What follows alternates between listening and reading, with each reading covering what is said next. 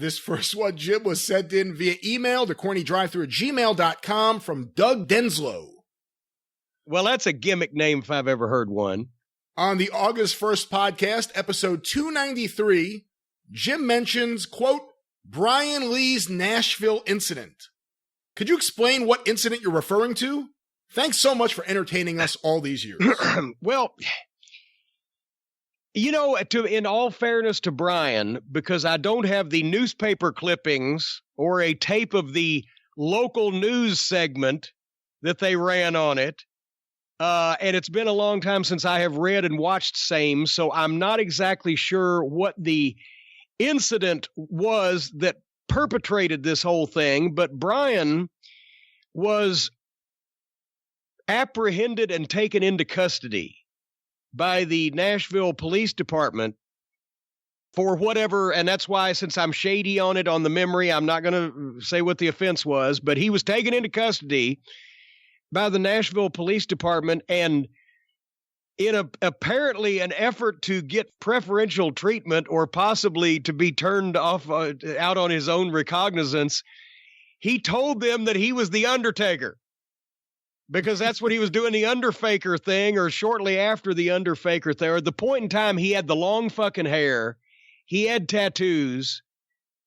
Everybody knew in Nashville that the Undertaker, even if they didn't see him about, and I'm sure he didn't have a lot of interaction, the real Undertaker, with the Nashville Police Department, but people knew at the time that the Undertaker lived in Nashville, because he did.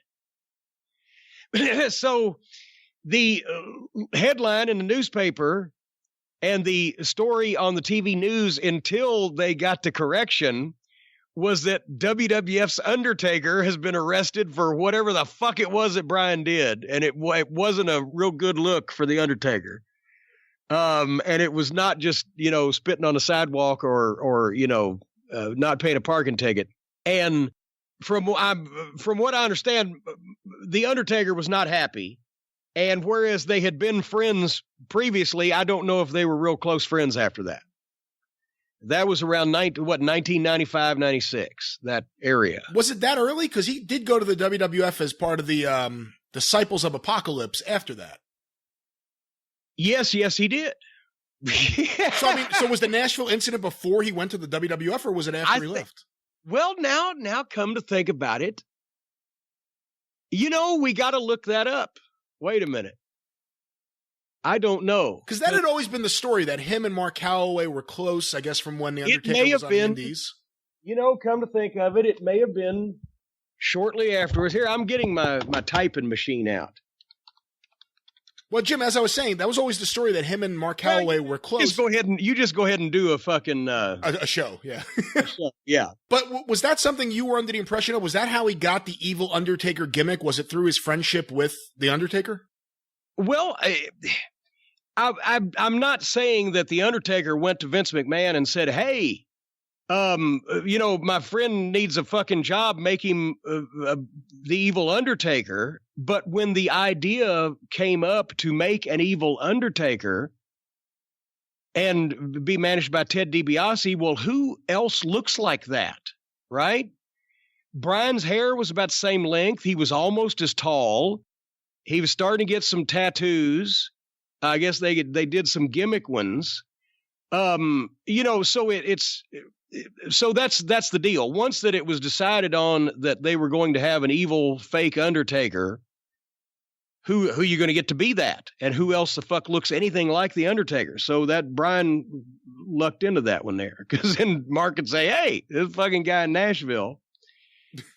But anyway, let's see. Did you find anything in your typing machine? Well, no, that ain't the right Brian Lee. He's had a number of aliases here. This guy, he was also known as This Brian Lee was also known as Brian Burke, Brian Lee Burke, Brian T. Burke, Brian Burke, and Brain L. Bunky. What a great name!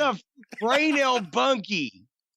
Right? There's a defense attorney, Brian Lee Nash. Golly, I don't know. I can't find it, so I don't know exactly what it was or when it was. But anyway, wait a minute. Hold on here. Here's something else.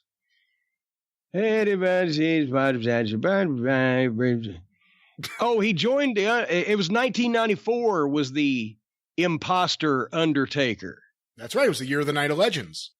Yeah, boom, and then he did boom, and then boom. He went to ECW for a little while, and boom, and then he was Chains, and then I didn't know he was in TNA for a little while. It doesn't mention anything about the Nashville incident here on the Wikipedia. So I hate that I'm spreading tales without details, but there you go. And also Ron and Don Harris, they're half brothers with Brian. So that's apparently why they're all 6'8" and built like that. But so it was that's a brother and a brother team, Chains, DOA, and 8-Ball or Skull or whatever, that most people don't consider brother teams, even though they know the Harrises are brothers. Brian Lee was their half brother also. Yeah, the story had always been that he was their cousin. I didn't realize he was their half brother until years later. I was always told half brother. Were you aware that he was going to be the evil Undertaker from as soon as the decision was made? I mean, when he starts all of a sudden dyeing his hair and all of a sudden he has tattoos and he looks so different than he looked a year earlier in Smoky Mountain Wrestling. Well, yeah, no, they told me that's, once again, I was working with them at the time. So they had called and said, and I think I told this story not long ago, but I'll tell it again. They'd called and said, hey, we're going to do this with Brian Lee. Okay, of course. What dates do you need? I'll make sure he's available, blah, blah, blah. That was seamless there. But then, besides the fact that the gimmick fucking stunk and it flopped, and they pretty much put him in the casket match, and then he was not seen again. After SummerSlam, Vince had come up to me when we were doing voiceovers at the studio in Stamford I was doing commentary at the time for one of the filling in on one of the shows. I can't remember which one it was, either syndicated or Raw or whatever. And he said, well, I just wanted you to know, pal, that Brian had told Vince, hey, I can be, anytime you want to start me on the road, I can be ready. And Vince was like, well, I know you're working for Cornette. Oh, I can be finished anytime. Like, I don't worry about it. Just start booking me. Right. So Brian was smart enough to figure that Vince at root is still a promoter. And we were speaking promoter to promoter. And he knows that if the guy will do it to me to go work for him, then if he ever gets a better spot, i.e. WCW, he'd do it to Vince to go work for them. So the first thing he did was tell me that Brian had said, no, I can be done anytime and ready to start for you. And I said, well, when do you want him to start? That's when Vince said he's probably not going to.